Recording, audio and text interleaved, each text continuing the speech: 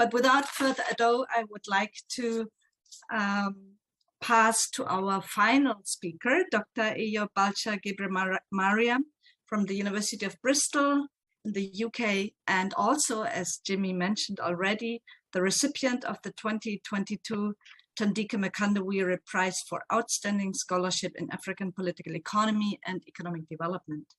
So we are very happy to have you here, Eyob, talking about what does the Ethiopian experiment of developmentalism mean for Mkandawire's model of an African developmental state? Lessons and critical reflections. Eyob, the floor is yours. Thank you, Katja. I totally enjoyed all the presentations, and I think the people who were here in the first half of the session are missing a lot from the past three presentations. So I hope I will keep the level of interest at equal length, and I will just delve into my presentation. I thank all the organizers, the UNISA, South African Chair for Social Policy, Codestra, and Andres for inviting me to this esteemed panel. I consider myself as one of the luckiest young African scholars who had the opportunity of calling myself a colleague to Thandika during my time as a fellow at the London School of Economics International Development Department.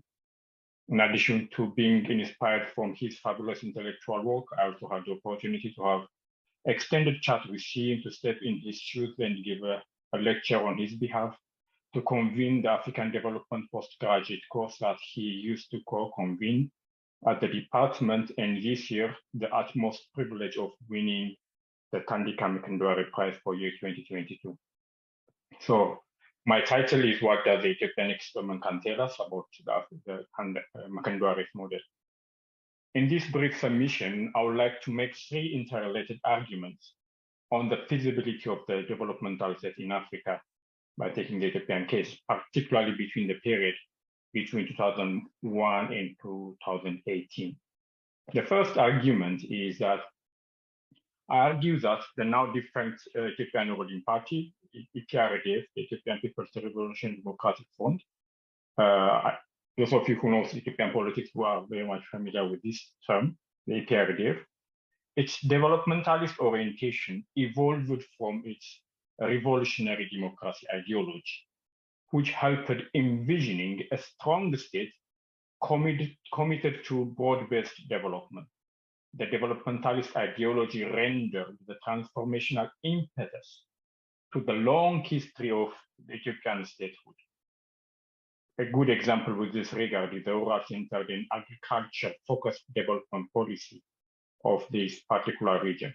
Second, EPRDF's developmentalism went against the narrow market-focused institutional reform to pursue a developmentalist institution building.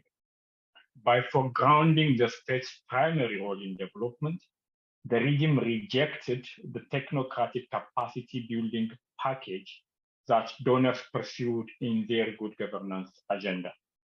Instead, the government pursued execution capacity building reform to ingrain its developmentalist orientation within the state structure.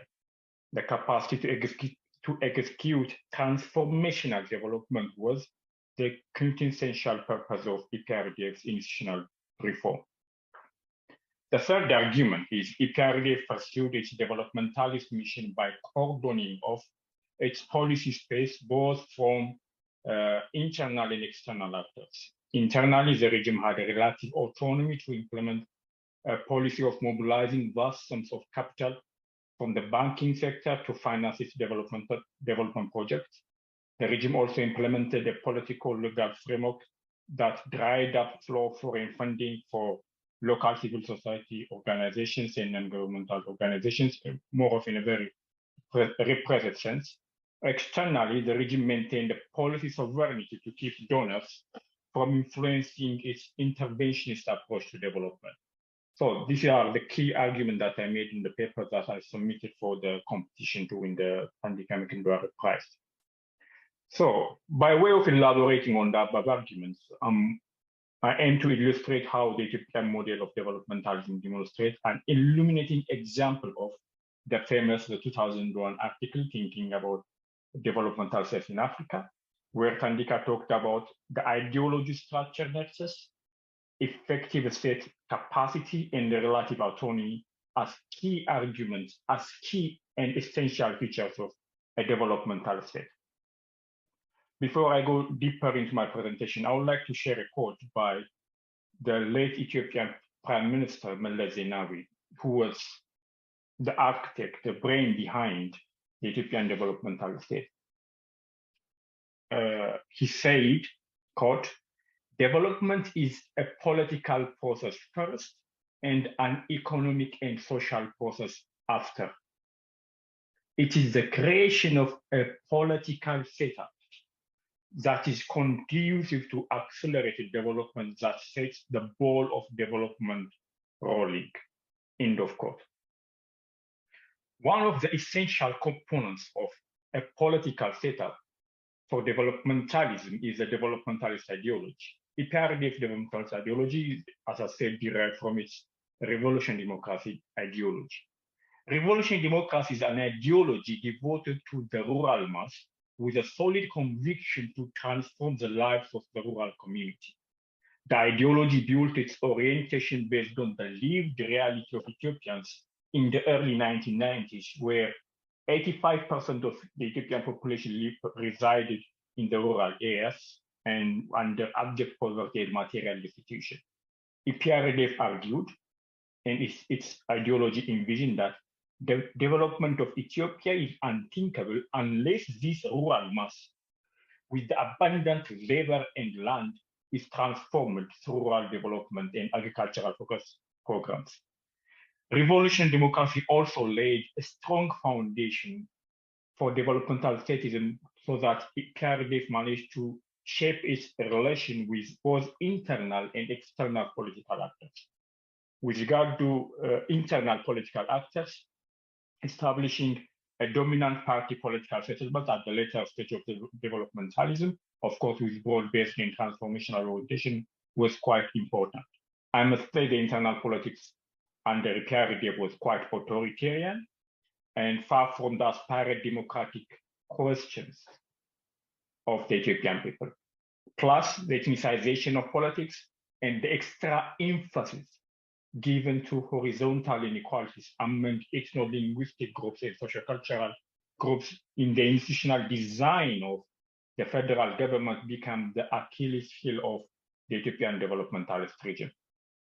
In terms of the external relations, this ideology and later on the developmentalist orientation kept the likes of the World Bank and the IMF away from the meddling into the development policy decision-making process of the Ethiopian state.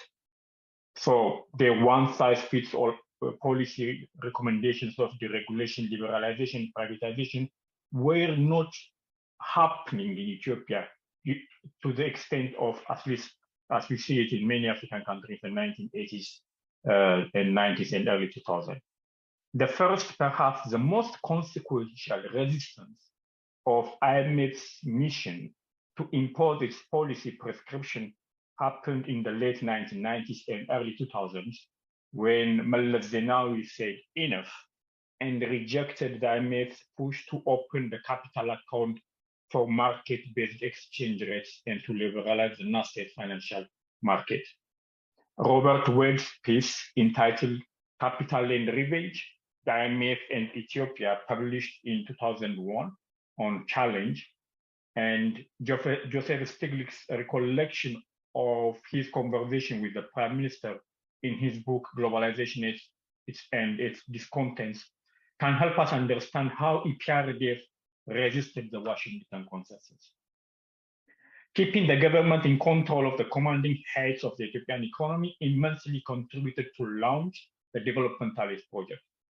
The role of government in steering the production, ownership, and distribution of rents and essential resources, and the capacity to use it for a developmentalist goal drive the period of accelerated economic growth in Ethiopia, particularly between 2004 and 2018. During this period, Ethiopia's GDP grew at 10.4% annually, imagine for almost a period of 14 years, a 10% GDP growth, and also a 7.4 GDP per capita growth. However, we all know that limitations of GDP-based characterizations of economic performance. So here are some tangible outcomes of the developmentalist region and its accelerated growth period. Over the 10-year period of 2004 and 2014-15, there were 50,000 agricultural extension workers, 9,000 farmers training centers, which is 1 in every 2 qabeles. That means the lowest tier of government.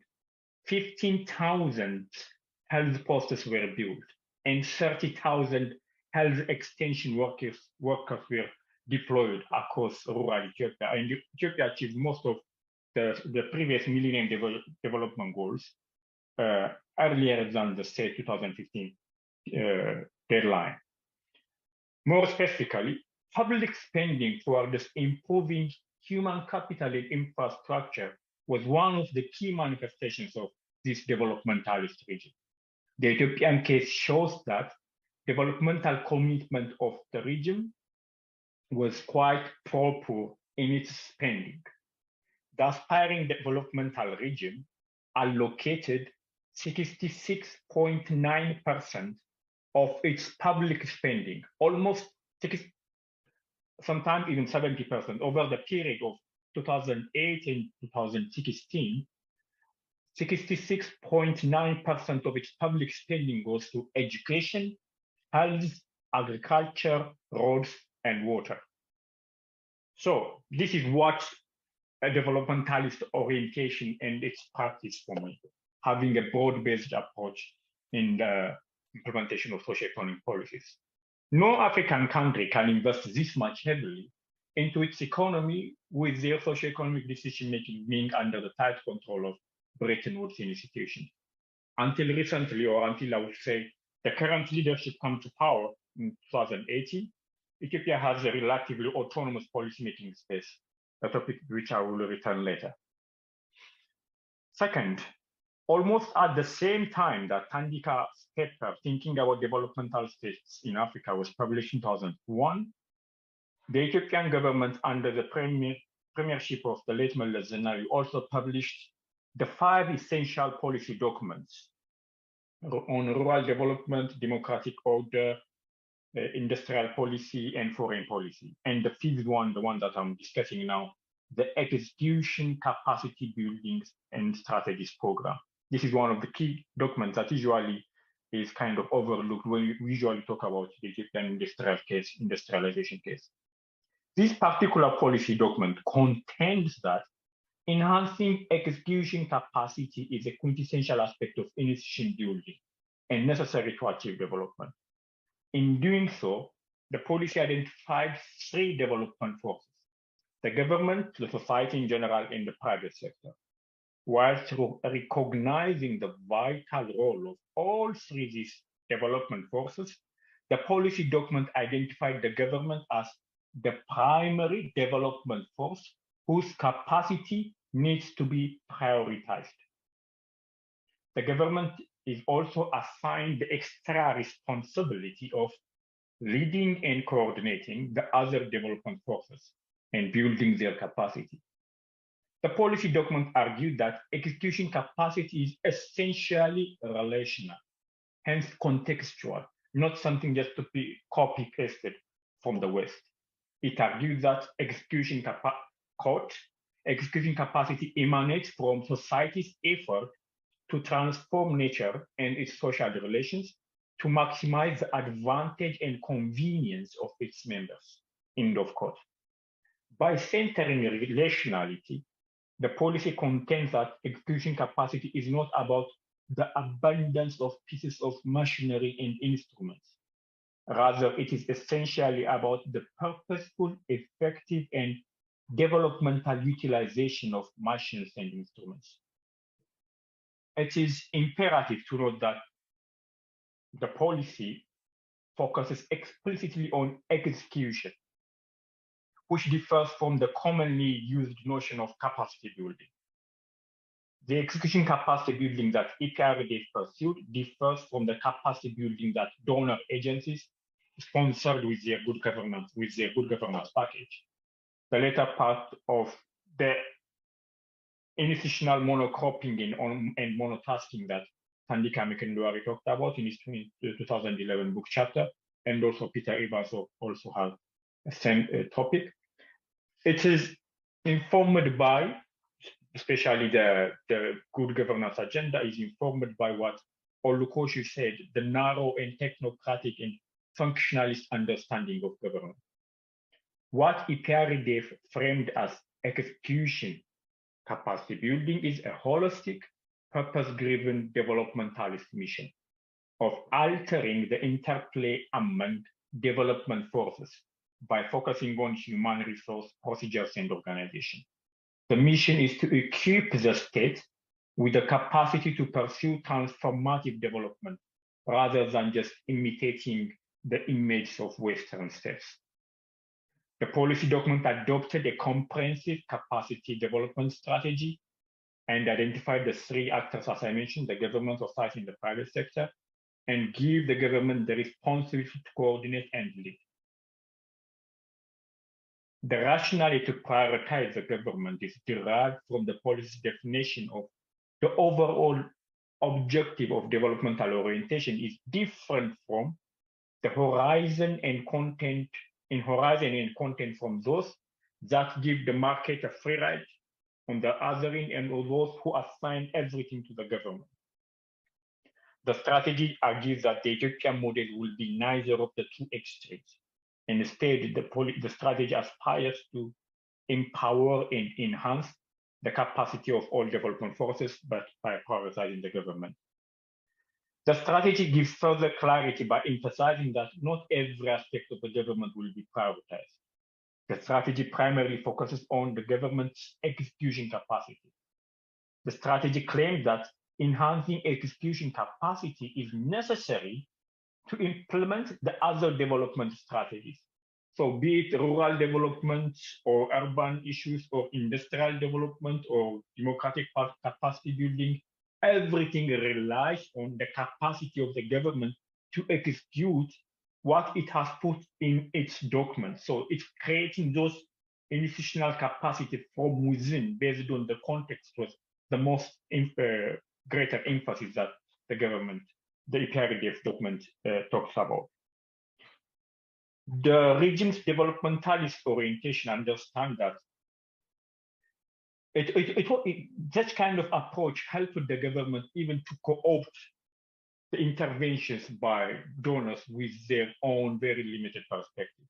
A good example with this regard is a World Bank sponsored program called the Public Sector Capacity Building Program, which was intended to transform three critical aspects of state-society relations: inclusion, accountability, and cohesion. Whilst the program focused on transferring technical skills, policy orientations, and practices into the Ethiopian body politics, the regime approached the program with a developmentalist mindset and ensured that execution capacity of the state was kind of prioritized. As an idea, this program was an ideal example of institutional monocropping that both Thandika and Peter Evans talking about. It was quite technocratic and making the government much more efficient and service delivery and ensuring accountability of public officials to the citizens, which is good by itself. However, the end outcome of the program was more of consolidating an upward accountability of senior officials and the top-down policy planning and implementation that favors more of consensus rather than contestation and like bottom-up participation that the program initially envisaged. The program had also that monotasking feature that Thandika Mkandawire highlighted, and its emphasis of service delivery as an aspect of government's role, with minimum attention given to the transformational and developmental role. In a nutshell, concerning the donors' capacity building agenda EPRDF pursued a diametrically opposite aspiration through its execution capacity building policy. The donor agencies promoted technocratic, universally applied, expert-led programs of capacity building. EPRDF, in its turn, designed and successfully implemented a relational, context-specific political program of execution capacity building. For me, this particular policy was essentially about acquiring what Thandika called in that particular paper, I quote, the capacity to implement socioeconomic policies sagaciously and effectively. He italized capacity in this quote, in this segment. So that capacity is quite essential. In the last segment of my presentation, I want to briefly speak about the relative autonomy that the EPRDF regime had enjoyed. We can say that EPRDF pursued its agenda through a relatively autonomous position from an autonomous position. Locally, the role of civil society organizations, media, and organized political groups was extremely constrained through what most people call draconian legal frameworks. The authoritarian nature of the Ethiopian experiment of developmentalism is unquestionable. However, it's hugely important to underscore the grave problems of leaving the civic space of a given country open to Trojan horses of neoliberal political and economic actors. So, whilst agreeing personally with EPRDF's response to the hypocrisy of Western countries with regard to avoiding meddling of foreign actors in their national politics, I also believe that the regime took extreme actions and committed gross atrocities against citizens who had genuine concern with regard to the unrepresentativeness of the region and its repressive nature. The EPRDF regime also enjoyed a relative autonomy from domestic private sector by implementing policies that contributed meaningfully to its developmental orientation. One major example with this regard is the National Bank of Ethiopia directive that came out in April 2011. The directive required every bank, every private bank, to buy treasury bills from the National Bank of Ethiopia, corresponding to 27% of their monthly plans of loans or advance disbursements. The National Bank of Ethiopia then transferred part of the bills purchased to the government policy bank, the Development Bank of Ethiopia. Then the Development Bank of Ethiopia dispersed the money to private sectors that were involved in government-selected priority sectors and to finance other development projects of the federal government. By the end of 2018, the National Bank of Ethiopia raised around $2.8 billion from private commercial banks. It's important to note that the development financing through the government's policy bank, the Development Bank of Ethiopia, encountered serious problems of high ratio of non-performing loans, embezzlement, and corruption. And the current leadership has already repealed the directive, and currently there is no such mechanism. However, the principle, the idea, and the capacity to execute such kind of resource mobilization mechanism and to put it in place cannot be underemphasized. So what? What are the lessons that we can draw from the Ethiopian case, and what can we share about the feasibility of the development state project in Africa based on the Ethiopian case? One, I have 3 points. The first one is developmentalist orientation. It's an ideological conviction to transform society, the majority of African men and young people. Socioeconomic policies that apply the logics of the financial industry and strictly adhering to the principles of the market can hardly address the structural bottlenecks of African economies. The structural challenges of African economies are found in the patterns of production and consumption. Since the Lagos Plan of Action, this has already been well articulated. We produce what we don't consume, and we consume what we don't produce. Mainstream development thinking and market-oriented approach cannot address these problems because such approaches remain focused on the symptoms of the problem, negative trade balance, current account, instead of the root causes. For example, if we take the case of African countries that belong to the franc zone, the feasibility of a developmental state is just unthinkable. The 15 West and Central African countries, including Comoros, constitute 14% of Africa's total population. The book by one of our fellow panelists, co-authored by Dongo Samsial and Fanny Piguet, Africa's last colonial currency, the CFA franc story, it gives us the harrowing account of neo-colonialism as we speak now, and how these countries do not own their economy, but the French treasury is in total command. So how can you think about the development started project in this kind of context? Point 2, institutional reform and design cannot be copy-pasted from the West. Africa's developmental challenge need organically designed, politically conscious, and contextually relevant institutions than an institutional monocropping and monotasking that still continues in different shape and form. Thandika commented on this approach, a one-size-fits-all approach, which gives us a size that doesn't fit anyone. I take the case of Africa's celebrated democracies, such as Zambia, Malawi, Ghana, Nigeria, Kenya, which are widely known for consolidating democracy because of the relatively stable transition of power between competing political parties. Despite successfully replicating competitive democracies and institutions of liberal democracy, these countries lack policy consistency, as the elites lack the incentive to have a long-term horizon for transformative policymaking, industrialization, and institution building. Oftentimes, incumbents are busy with the task of winning the next election on day 2 of assuming power, which becomes a priority than putting in place developmentalist institutions in place. For me, setting an articulated and consolidated developmentalist orientation should be parallel, if not precede, the democratic agenda, especially the liberal democratic agenda.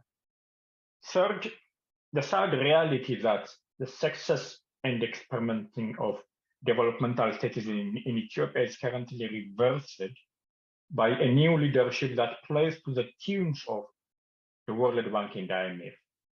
This tells us that it is a non-ending struggle, both at the national and international level. Building or aspiring for a developmental state is an non-ending struggle, both at the national and international level. The incumbent Ethiopian regime is busy in undoing the developmentalist orientation and heavily focused on liberalizing the telecom and finance sector, privatizing state-owned industries, and going up the ladder of the World Bank's Ease of Doing Business Index.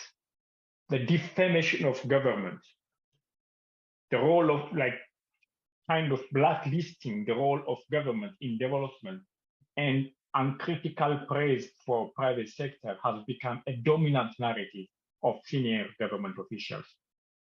Most socio-economic policies are designed with the dictation and blessings of either IMF or World Bank installed technical advisors in the key government decision-making spaces, which is turning Ethiopia, I believe, from a non-democracy to one of the choiceless democracies that Thandika referred in one of his works in the 1990s.